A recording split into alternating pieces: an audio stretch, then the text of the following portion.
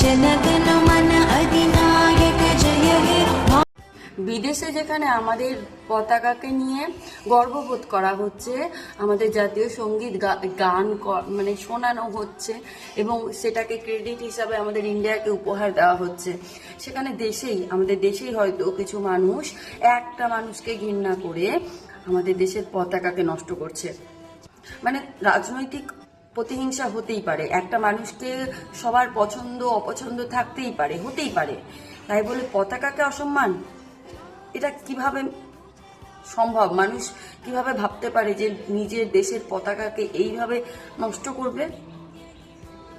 দেখো, রাজনৈতিকভাবে যদি তুমি কাউকে হিংসা করছো, তার বিরুদ্ধে যে কোনো কিছু স্টেপ নাও, সেটা আমার সেখানে কিছু বলার দরকার নেই, বা আমি সেখানে কিছু বলতে চাইছি না, কিন্তু দেশের পতাকাকে সম্মান করা উচিত। তোমাদের কি মনে হয়, তোমরা এটাকে কি নজরে দেখো? এবং এদের যারা এই যে পতাকা নষ্ট করছে তাদের কি বলা উচিত?